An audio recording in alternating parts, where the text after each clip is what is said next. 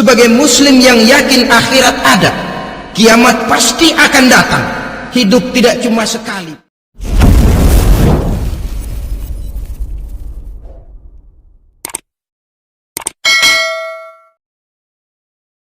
Assalamualaikum warahmatullahi wabarakatuh. Waalaikumsalam warahmatullahi wabarakatuh. Alhamdulillah, wassalatu wassalamu ala sayyidina Rasulillah, sayyidina wa maulana Muhammad ibn Abdullah wa ala alihi wa sahbihi wa mawala. La hawla wa la quwwata illa billah, amma ba'du. Bapak-bapak, ibu-ibu, saudara-saudara kaum muslimin rahimakumullah, sudah menjadi keyakinan dalam kehidupan kita bahwa segala yang ada permulaannya tentu akan ada penghabisannya. Setiap yang punya awal mesti akan punya akhir. Tidak ada keabadian dalam kehidupan dunia ini. Semuanya datang dan pergi silih berganti, berubah oleh pergeseran masa dan pertukaran waktu. Demikianlah kalau kita mau merenungi kehidupan dari alam di sekitar kita. Sejak dari kehidupan tumbuh-tumbuhan, binatang, sampai kepada kehidupan kita, makhluk bernama manusia. Lihatlah kita manusia misalnya, dimulai sejak kita terlahir ke alam ini, keluar dari alam rahim ibu, menjadi bayi yang merah tidak berdaya, untuk kemudian berangsur meningkat menjadi anak-anak. Dari kehidupan anak-anak berubah lagi kita menjadi remaja dengan segala keceriaan dan kelincahannya, dan dari masa remaja naik lagi kita memasuki usia dewasa, untuk kemudian berangsur memasuki hari tua. Lalu setelah kita memasuki hari tua, sehari, seminggu, sebulan, setahun, sampailah kita kepada batas waktu yang telah ditentukan oleh Allah, yang dinamakan ajal, dan bertemulah kita dengan yang disebut maut. Ini merupakan kepastian dalam kehidupan. Kalau saja kita mau merenung perubahan-perubahan yang terjadi pada diri kita, seharusnya membuat kita insaf dan sadar. Dikala remaja kita begitu lincah, punya rambut yang hitam ikal berderai, punya lesung di pipit, punya senyum yang indah menawan setiap orang yang melihat, punya kulit yang kencang dan bersih. Manakala kita memasuki hari tua, perubahan frontal pun terjadi. Kulit mulai jadi keriput, rambut yang tadinya hitam ikal berderai mulai memutih, nikmat berkurang. Gigi yang tadinya utuh dan sanggup mengunyah apa saja, satu demi satu permisi meninggalkan kita. Sangat boleh jadi dikala remaja kita senyum semua orang terpikat, dikala hari tua dengan kulit yang keriput dan gigi yang tidak ada lagi, manakala kita senyum mungkin orang bakal lari dari sekitar kita. Kemana keindahan yang tadinya begitu menawan? Kemana senyum lesung pipit yang tadinya menarik perhatian orang? Pergi meninggalkan kita, berubah oleh pergeseran masa dan pertukaran waktu. Nah, bila maut datang menjemput kita, selesailah kehidupan sampai di situ? Ternyata belum. Kalau lahir merupakan perpindahan hidup dari alam rahim ke alam dunia, maka mati hakikatnya merupakan perpindahan hidup dari alam dunia ini ke alam kehidupan yang berikutnya, yang dinamakan dengan alam barzah. Andai kata hidup cuma sekali, secara moral kita sanggup berkata, alangkah tidak adilnya Tuhan. Kenapa? Dalam kehidupan ini kan aneka ragam terjadi. Ada orang yang zolim, ada orang yang dizolimi, ada orang yang membunuh, ada orang yang terbunuh, ada orang yang kaya, ada orang yang miskin, ada orang yang jujur, ada orang yang menghalalkan segala cara, sehingga banyak ketidakadilan yang terlepas daripada pengadilan dunia. Lalu orang pun bilang, di dunia ini katanya banyak pengadilan tapi sulit keadilan. Di dunia ini mudah mencari pengadilan tapi sulit untuk mencari ketidakadilan. Andai kata hidup cuma sekali, tidak akan ada hidup sesudah hidup yang sekarang ini. Bagaimanakah nasib mereka yang lepas dari pengadilan dunia ini? Alangkah tidak adilnya Allah, andai kata tidak ada kehidupan sesudah hidup yang sekarang. Tentulah akan terjadi di mana orang menghalalkan segala macam cara untuk mencapai tujuan.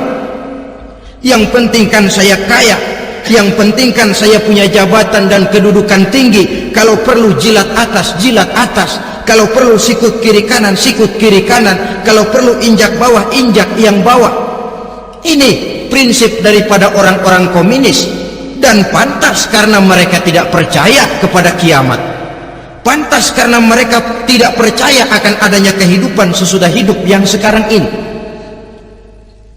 Maka saya menghimbau kepada seluruhnya, kita sudah kadung menyepakati negara ini berdasarkan Pancasila.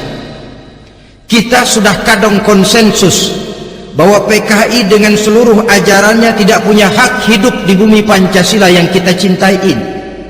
Maka salah satu ajaran PKI tujuan menghalalkan cara. Kita orang Indonesia yang berbudi pekerti luhur, yang punya nilai budaya tinggi, janganlah sampai mencaci PKI, membubarkan PKI, mengutuhkan PKI, tapi dalam kehidupan sehari-hari prakteknya prinsip komunis kita pakai. Apa itu? Tujuan menghalalkan cara. Asal sudah tujuan tercapai, cara apapun saja halal. Itu pandangan hidup orang yang tidak percaya kepada adanya hari akhirat. Sebagai muslim yang yakin akhirat ada, kiamat pasti akan datang, hidup tidak cuma sekali. Maka kalau kita zalim, kalau kita berbuat aniaya, kalau kita melakukan korupsi, kalau kita merugikan orang lain, boleh jadi kita terlepas daripada pengadilan dunia. Tapi ingatlah, kita tidak akan pernah lepas dari pengadilan Allah, pengadilan Qadhi Rabbul Jalil, di mana kita akan diadili dengan seadil-adilnya, dan tidak satu perbuatan yang bersifat salah, yang bagaimanapun kecilnya, yang akan lepas dari pengadilan di akhirat itu nanti. Pantas saja kalau satu hari malaikat Jibril datang menasihati Rasulullah sallallahu alaihi wasallam, yang artinya juga menasihati kita semua. Apa kata malaikat Jibril kepada baginda Nabi? Ya Muhammad, ish ma syi'ta fa innaka mayyitun.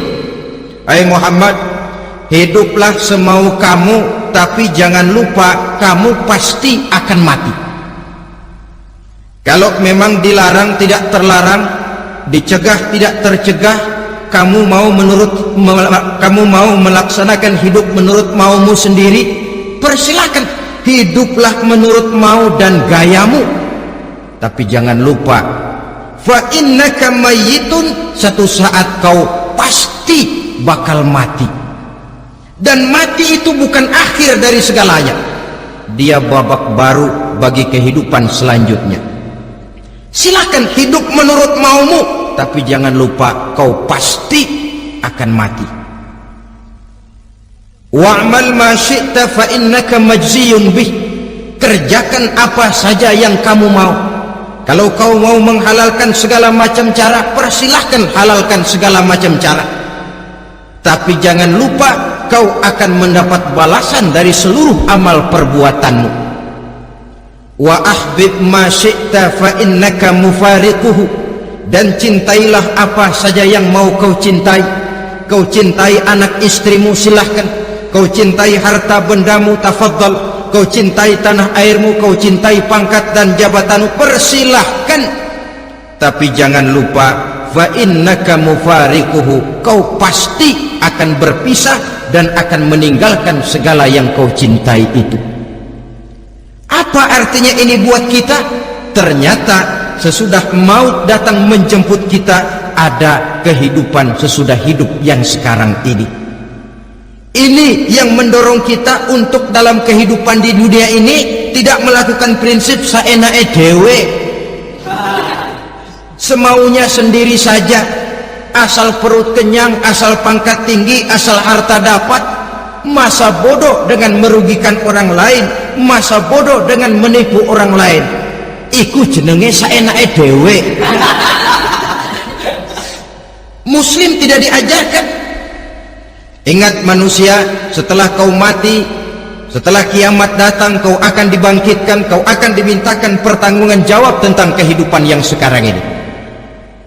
Saudara hadirin, oleh sebab itu kalau kita bicara soal kiamat, soal akhirat, ini memang masalah yang gaib, yang sepenuhnya tidak bisa dicernakan dengan kemampuan penalaran intelektual. Dasar di dalam membicarakan ini tidak lain adalah iman kita kepada Allah Subhanahu wa ta'ala. Bukan cuma zaman sekarang, dari zamannya Nabi, orang itu kalau sudah bicara kiamat, bicara akhirat, ada yang ragu-ragu, ada yang menolak sama sekali. Bukan dari zaman sekarang, dari zaman dulu. Pernah kok satu saat Rasulullah itu dakwah menceritakan, saudara-saudara, akan terjadi kiamat di mana Allah akan membangkitkan manusia dari kuburnya untuk memintakan pertanggungan jawab. Ini dalam dakwahnya Nabi pidato macam itu. Apa reaksi orang? Yang beriman ya mantap, tapi yang tidak beriman, bajingan-bajingan Quraisy ini, mereka bertepuk tangan, mengejek, mencaci. Malahan ini yang luar biasa, ada dua orang kafir namanya Ubay bin Ka'ab dan Al-As bin Wa'il. Mendengar pidato macam ini, mereka buru-buru pulang ke rumah. Ngapain? Ngambil pacul. Lalu berangkat nyari kuburan tua. Dia gali itu kuburan, tulang-tulangnya diangkut, dibawa ke depan Nabi. Ya Muhammad, tulang-tulang yang udah hancur begini, siapa yang bisa ngidupin lagi? Yang macam-macam aja kamu Muhammad, nggak rasional, nggak masuk akal. Allah menjawab. Apa kata Allah? وَضَرَبَ لَنَا مَثَلًا وَنَسِيَ خَلْقَهُ قَالَ مَنْ يُحْيِي الْعِظَامَ وَهِيَ رَمِيمٌ قُلْ يُحْيِيهَا الَّذِي أَنْشَأَهَا أَوَّلَ مَرَّةٍ وَهُوَ بِكُلِّ خَلْقٍ عَلِيمٌ. Mereka memberikan perumpamaan kepada kami, kata Allah. Mereka melupakan asal kejadiannya. Mereka bertanya, siapa yang sanggup menghidupkan tulang belulang yang sudah hancur kayak begini? Qul yuhyiha allazi ansha'aha awwala marrah. Katakan kepada mereka Muhammad, yang akan menghidupkannya adalah dia yang telah menciptakannya pertama kali dulu. Kalau dia sanggup menciptakan, dia tentu lebih sanggup lagi untuk mengembalikan reproduksi ciptaan itu sebagaimana semula. Yang paling kasihan yang ragu-ragu, akhirat itu ada apa enggak sih? Kiamat itu ada apa enggak sih? Lantaran ragu-ragu, terombang-ambing dia antara harapan dan putus asa, antara kenyataan dan idealisme. Ada yang buta sama sekali 100% terhadap keadaan-keadaan sesudah mati. Perhatian mereka hanya tercurah kepada kehidupan sebelum mati. Yang mereka perhatikan siang dan malam tidak lebih daripada urusan perut. Pergi pagi pulang sore, peras keringat, banting tulang. Cuma soal makan, soal minum, soal pakaian, soal kendaraan, soal rumah tangga. soal anak, soal istri. Yang mereka pentingkan hanya soal-soal politik misalnya, ekonomi, pembangunan dan industri. Untuk soal-soal kayak begitu giat betul, habis seluruh waktu untuk memikirkan meningkatkan kebudayaan, politik, sosial, ekonomi. Kadang-kadang kurang tidur, kurang istirahat, berkeliaran ke sana kemari ke tempat yang jauh-jauh, sampai kadang-kadang terkena stres, penyakit darah tinggi, ginjal, liver, untuk memikirkan hal-hal yang semata-mata karena dunia saja. Lantas boleh jadi mereka mendapatkan kekayaan yang berlimpah ruah, mendapatkan kedudukan yang tinggi, nama yang semerbak, dikenal orang di barat dan di timur, di utara dan di selatan. Tetapi alangkah kecewanya mereka jikalau datang ajal menjemput nyawa, mati mereka, meninggalkan harta yang banyak, nama yang masyhur. Mereka disebut dengan jasa-jasanya. Radio memberitakan, TV menyiarkan, koran-koran memuat. Bahkan nama mereka kadang-kadang dikenang 2-3 tahun setelah wafatnya.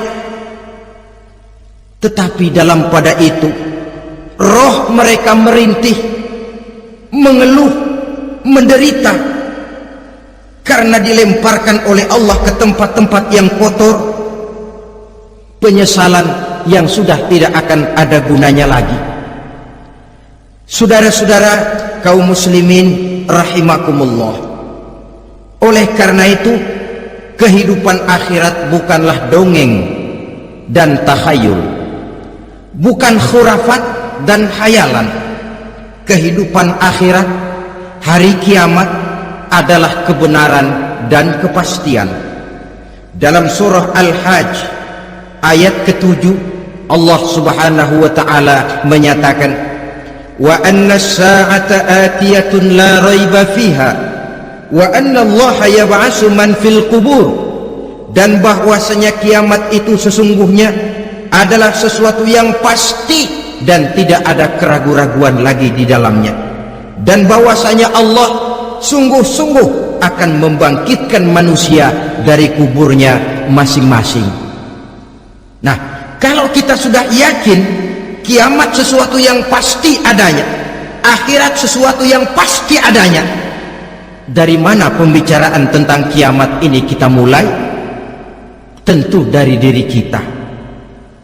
Marilah kita mencoba melihat proses perjalanan hidup ini sampai kita memasuki kiamat. Hadirin, tidak ada makhluk secantik manusia. Tidak percaya, pernah keragunan?